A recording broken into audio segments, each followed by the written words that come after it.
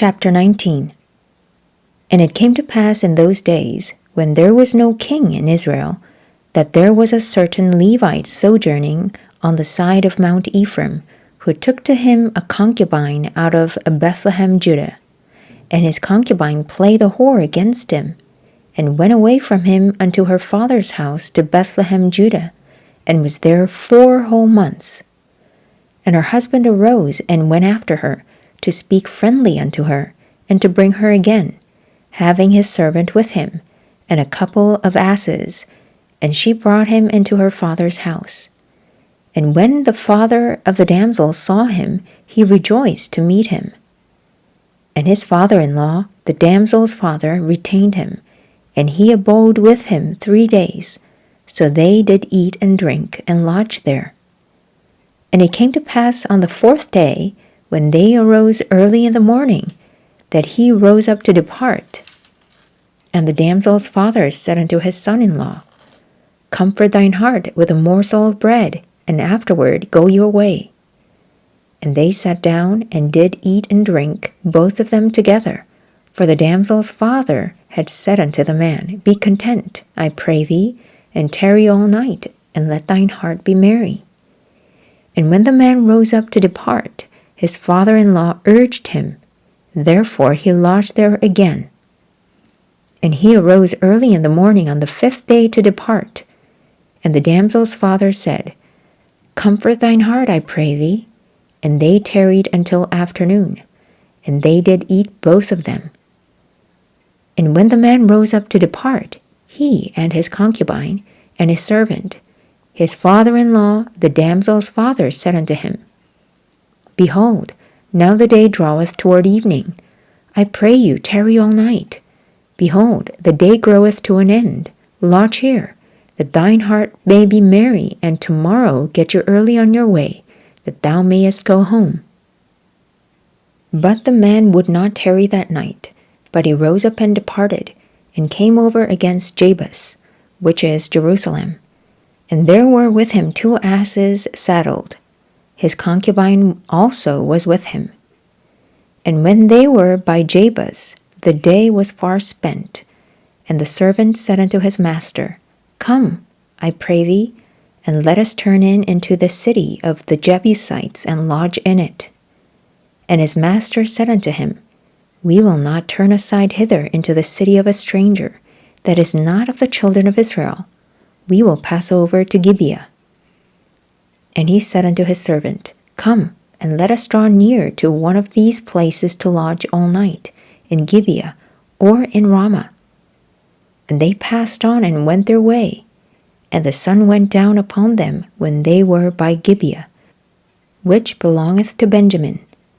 And they turned aside thither to go in and to lodge in Gibeah. And when he went in, he set him down in a street of the city. For there was no man that took them into his house to lodging. And behold, there came an old man from his work out of the field at even, which was also of Mount Ephraim, and he sojourned in Gibeah. But the men of the place were Benjamites. And when he had lifted up his eyes, he saw a wayfaring man in the street of the city. And the old man said, Whither goest thou, and whence comest thou? And he said unto him, We are passing from Bethlehem, Judah, toward the side of Mount Ephraim. From thence am I. And I went to Bethlehem, Judah, but I am now going to the house of the Lord, and there is no man that receiveth me to house. Yet there is both straw and provender for our asses, and there is bread and wine also for me, and for thy handmaid, and for the young man which is with thy servants. There is no want of anything. And the old man said, Peace be with thee. Howsoever, let all thy wants lie upon me. Only lodge not in the street. So he brought him into his house, and gave provender unto the asses, and they washed their feet, and did eat and drink. Now as they were making their hearts merry, behold, the men of the city, certain sons of Belial, beset the house round about, and beat at the door, and spake to the master of the house, the old man, saying, Bring forth the man that came into thine house, that we may know him. And the man, the master of the house, went out unto him, and said unto them, Nay, my brethren, nay, I pray you, do not so wickedly, seeing that this man is come into my house. Do not this folly. Behold, here is my daughter, a maiden, and his concubine. Them I will bring out now, and humble ye them, and do with them what seemeth good unto you. But unto this man do not so vile a thing. But the men would not hearken to him, so the man took his concubine, and brought her forth unto them. And they knew her, and abused her all the night until the morning. And when the day began to spring, they let her go.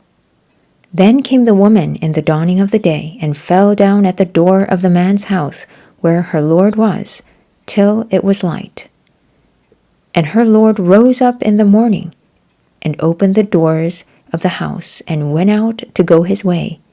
And behold, the woman his concubine was fallen down at the door of the house, and her hands were upon the threshold.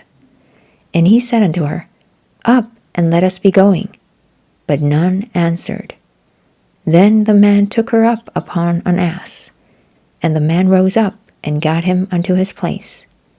And when he was come into his house, he took a knife, and laid hold on his concubine, and divided her, together with her bones, into 12 pieces, and sent her into all the coast of Israel. And it was so, that all that saw it said, There was no such deed done nor seen from the day that the children of Israel came up out of the land of Egypt unto this day.